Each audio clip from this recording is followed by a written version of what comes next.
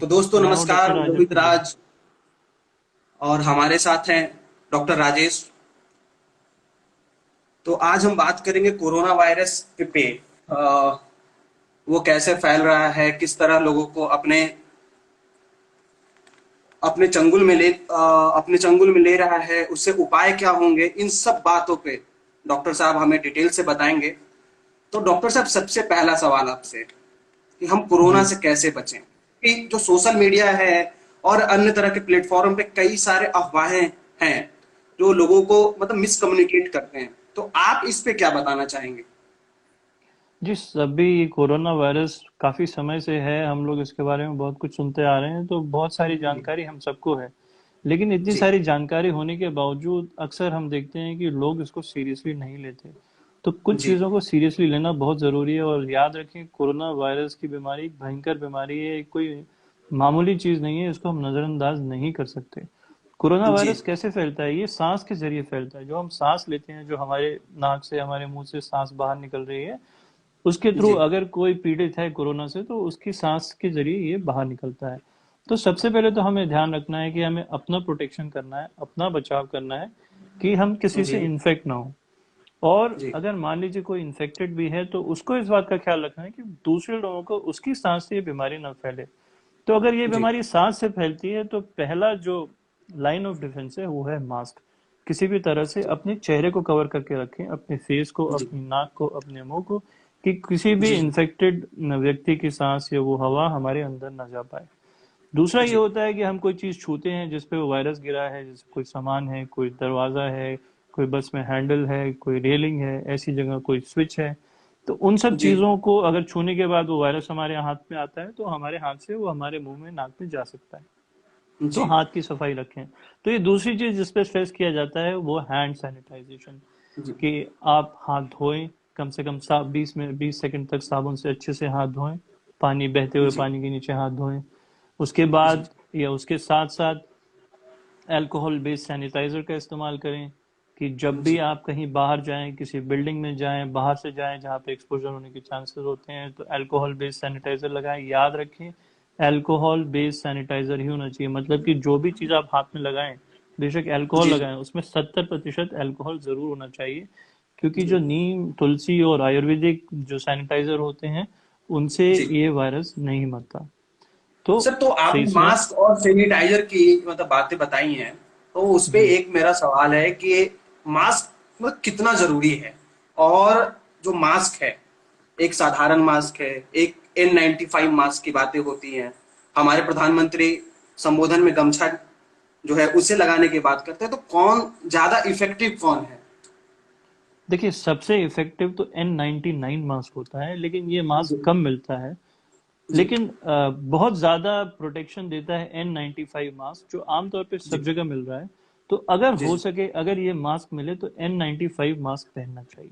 जी। लेकिन अगर N95 mask भी नहीं मिले, तो जो surgical three ply surgical mask होता जी। है, जी। जो नीले से रंग के कपड़े का होता है, जो जो डॉक्टर्स पहनते हैं, जो आप किसी क्लिनिक में जाएं, हॉस्पिटल में जाएं, तो जो डॉक्टर को दिखे होते हैं पहने हुए जो मास्क हैं, जी। वो जी। मास्क भी बहुत प्रोटेक्शन ऑफर करते हैं, उससे भी सर्जिकल बचाव हो मास्क। जाता है। जी, सर्जिकल जी। मास्क। लेकिन अगर जी। ये सब कुछ नहीं है, क्योंकि बहुत सारी जगह हैं, छोटे शहर हैं, गांव हैं, जहाँ पे ये सब कोई भी मास्क नहीं मिल रहा, और आजकल जी। इन मास्क की कमी भी बहुत है, क्योंकि इनकी बहुत शॉर्टेज है सब जगह। जी। तो कोई भी कपड़े का 5 तह लगा के एक मास्क बना लें, या कुछ तह लगा के, 5 तह लगा के, जैसे प्रधानमंत्री जी ने बोला, एक गमछे को भी चेहरे पे रख लें, तो भी जी। उससे फायदा होगा। क्यों फायदा जी। होगा, ये भी समझना जरूरी है। जैसे मैंने शुरुआत में कहा, ये बीमारी सांस के जरिए फैलती है। जो सांस जी। बाहर आ रही है उससे बीमारी जा रही है, और जो सांस हम अंदर ले रहे हैं उसके जरिए बीमारी जा रही है। तो अगर हम N99 या N95 मास्क लगाते हैं, तो ये काफी हद तक 95 to 99% प्रोटेक्शन हमें प्रदान करता है। लेकिन अगर हम कुछ नहीं लगाते, जी। जी। तो बीमार होने के चांसेस बहुत ज्यादा हैं। लेकिन अगर हम कुछ भी प्रोटेक्शन यूज करते हैं, जैसे गमछा भी है, कॉटन का कपड़ा भी है, जी। तो भी काफी हद तक प्रोटेक्शन हो जाता है। हमारे जी। अपने बचाव के चांसेस बहुत ज्यादा बच जाते हैं, और खास तौर पे जिन लोगों को खांसी जुकाम है, जो ये बीमारी फैला सकते हैं, अगर वो मास्क लगा के कोई भी कपड़ा मुंह पे रख के जाएं, तो वो जी। बीमारी फैलाते नहीं है। तो जी प्रोटेक्शन करना तो बहुत आवश्यक है। अगर आप कर सके तो बेहतर से बेहतर करें, अगर आप नहीं कर सके तो कुछ तो प्रोटेक्शन करना जरूरी है। जी इसलिए प्रधानमंत्री जी भी बोल रहे हैं, इसलिए जगह जगह, इसीलिए यहाँ तक कि अमेरिका के प्रेसिडेंट ने भी ये बोला है कि अगर आप N95 मास्क नहीं भी पहन सकते तो आप कुछ तो प्रोटेक्शन करिए, क्योंकि आप जी। देखिए कुछ तो अपना बचाव करेंगे और काफी हद तक दूसरों का बचाव भी करेंगे। सर, तो इसीलिए क्या मास्क से ही सिर्फ कोरोना से बचा जा सकता है क्या? और मास्क की जो साफ सफाई है उस पर आप क्या बताना चाहेंगे? देखिए, अभी तक ज्यादातर जो इन्फेक्शन लोगों को हो रहे हैं वो जी एयर ड्रॉपलेट के थ्रू ही हो रहे हैं, ड्रॉपलेट जी न्यूक्लियाई के जरिए फैल रहे हैं। ड्रॉपलेट का मतलब जी वही हुआ कि जो हमने सांस ली उसमें पानी की बूंदें होती हैं जिसके अंदर ये जी वायरस होता है। तो जो दूसरा व्यक्ति सांस लेता है उसके अंदर ये पानी की बूंदें जाती हैं और वो वायरस जाता है। तो जी 95% से ज्यादा जो फैलाव इस बीमारी का हो रहा है वो सांस के जरिए ही हो रहा है। और जी इसीलिए ये मास्क या भी किसी प्रकार का कोई उपकरण या कोई भी चीज जो हमारी नाक को ढकती है, जो हम सांस अंदर ले रहे हैं उसका शुद्धिकरण करती है, तो जी। वो चीजें ज्यादा और काफी लाभदायक है। इसीलिए मास्क बहुत जरूरी है। सर, तो क्योंकि मैं यहीं पे एक सवाल लेना चाहूंगा बीच में ही, आपको मैं रोक के। एक विकास है, वो पूछ रहे हैं कि आप क्या ये छूने से भी होता है क्या? ये बीमारी क्या जी, छूने से ये भी ये फैल? बीमारी छूने से भी फैल सकती है, लेकिन हर आदमी को, किसी को भी छूने से फैलती नहीं है। ये उस जगह को छूने से ही फैल सकती है जहां पे जी ये वायरस गिरा हो, जिस जगह पे, जिस सतह पे वायरस हो। तो जी इसका डर हमें इसलिए होता है क्योंकि ये वायरस जैसे स्टील पे, कॉपर पे, कार्डबोर्ड पे, टेबल पे, पत्थर पे, इन सब जी जगह कई घंटों तक और कुछ जगह तो कई दिनों तक ये वायरस जीवित रह सकता है। इसका मतलब ये कि अगर कोई व्यक्ति आया, उसने खांसी की, तो वो हवा से जो वायरस निकल के सतह पे गिरा या टेबल पे गिरा, तो उस टेबल जी पे ये वायरस 3 दिन तक भी जीवित रह सकता है। अगर आपने 3 दिन बाद भी आके उसको छुआ और वो आपके हाथ में आ गया, हाथ से आपके मुंह में गया, तो जिस व्यक्ति जी के मुंह में गया उसको ये बीमारी हो सकती है। अभी एक जी दर्शक सवाल पूछ रहे हैं कि अ, हम और क्या कर सकते हैं। उन्होंने सवाल बहुत अच्छा पूछा है कि हम अपने जी इम्यून सिस्टम के लिए क्या कर सकते हैं। क्योंकि देखिए वायरस बहुत ही सूक्ष्म होता है, बहुत ही सूक्ष्म होता है।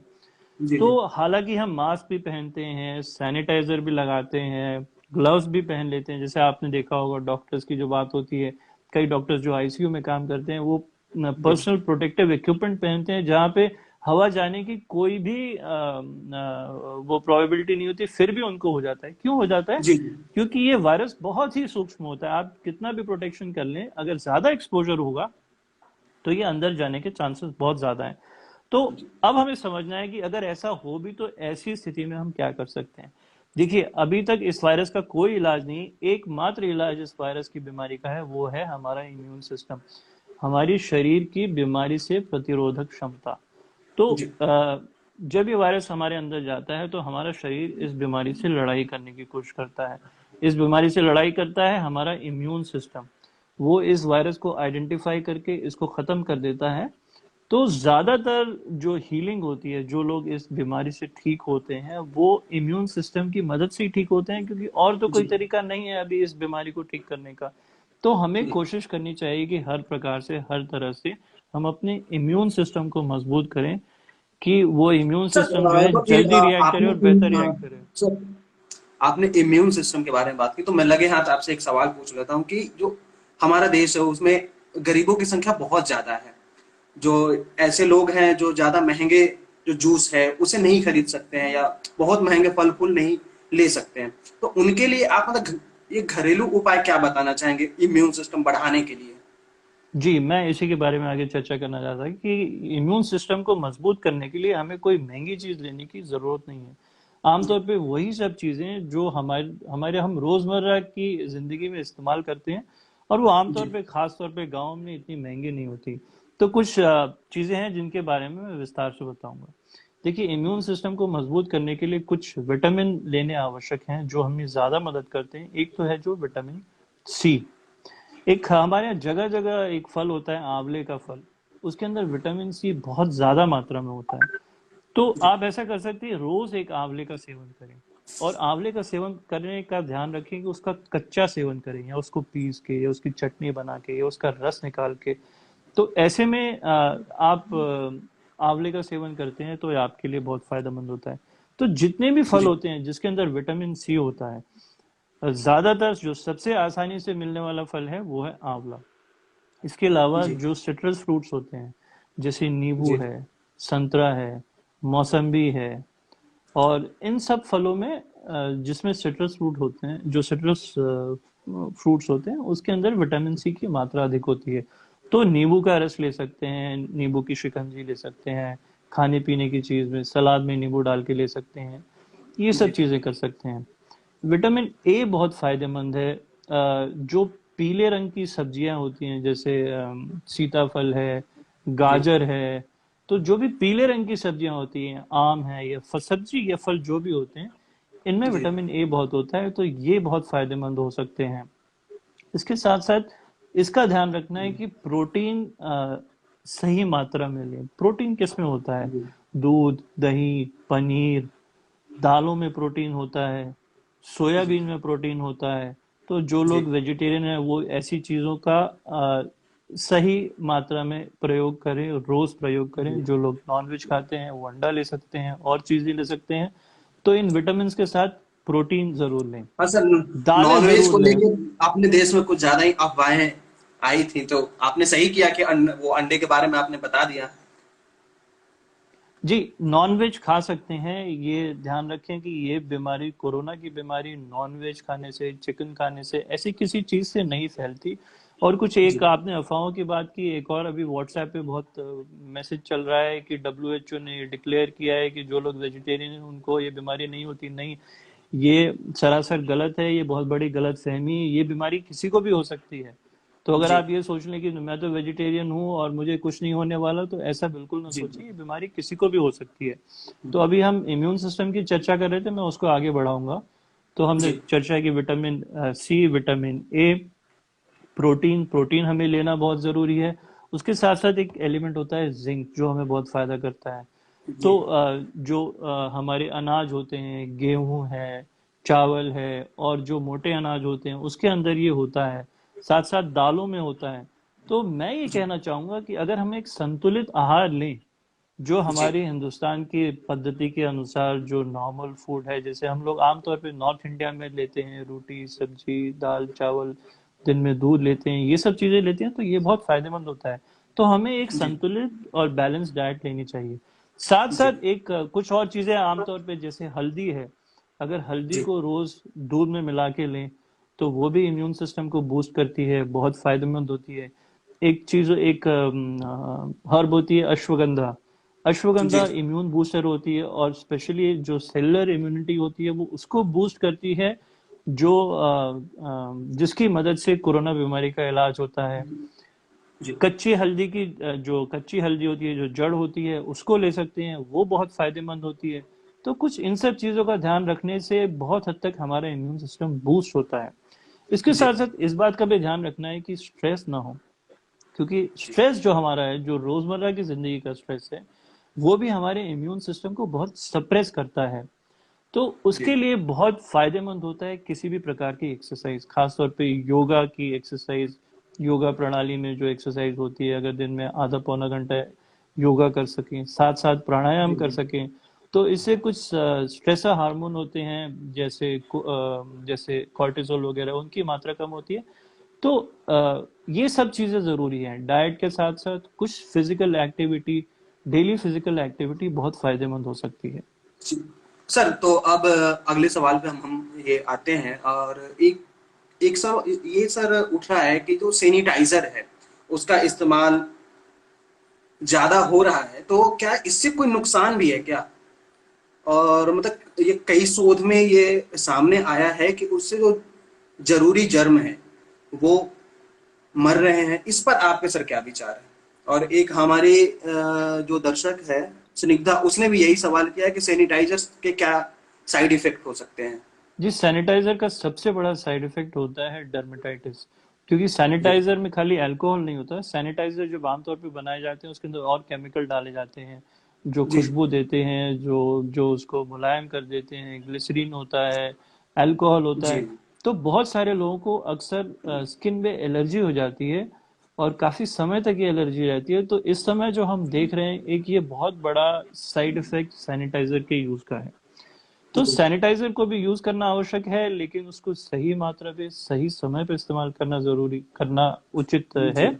और साथ साथ जी में ये ध्यान रखना है कि हाथ धोना ज्यादा बेहतर है, ज्यादा जरूरी है, साबुन जी से हाथ धोना। तो जब भी घर पे आए साबुन से हाथ धोएं, बहते पानी के अंदर हाथ धोएं, तो इसके साइड जी इफेक्ट भी नहीं होते, इससे नुकसान भी नहीं होता। लेकिन जी अगर हाथ धोने की कोई ऐसी व्यवस्था नहीं है तो सैनिटाइजर जरूरी फायदेमंद है। जी लेकिन मैं सजेस्ट करता हूँ लोगों की, लोग ज्यादा ध्यान देते हैं कि इस सैनिटाइजर को लगाने से खुशबू ज्यादा आती है, तो आप उस पे मत जाएं, क्योंकि वो खुशबू की वजह से जो उसमें केमिकल होते हैं उन्हीं से एलर्जी होती है। तो जो जी सबसे प्लेन और सिंपल सैनिटाइजर है वो है जी अल्कोहल। अगर 70% अल्कोहल जो आपके पास अगर बॉटल में, आप उसको हाथ में डाल के हाथ को ऐसे सब तरफ से उसको मल दें, उसके जी कोई साइड इफेक्ट नहीं होते, क्योंकि अल्कोहल से लोगों को एलर्जी नहीं होती, उससे कोई नुकसान नहीं होता। उससे एक ही दिक्कत हो सकती है, थोड़ा रूखापन हो सकता है। तो उसके बाद जी आप उस पर नारियल का तेल लगा सकते हैं थोड़े से जी गीले हाथों में, तो उससे हाथ फिर मुलायम हो जाते हैं और मॉइस्चराइज हो जाते हैं। तो कुछ ये चीजें कर सकते हैं आप, प्लेन अल्कोहल लेके, ये भी आजकल केमिस्ट शॉप में मिल रहा है, उसको आप हाथ में लगाएं, उसको एज अ सैनिटाइजर यूज करें, और उसके बाद आप हाथ में ग्लिसरीन लगा सकते हैं, मॉइस्चराइजर लगा सकते हैं, और सबसे अच्छा और सबसे आसान जो है वो है नारियल का तेल लगा सकते हैं। उससे आपके हाथ मुलायम और सूखे रहेंगे, और उससे जी कोई नुकसान भी नहीं होगा।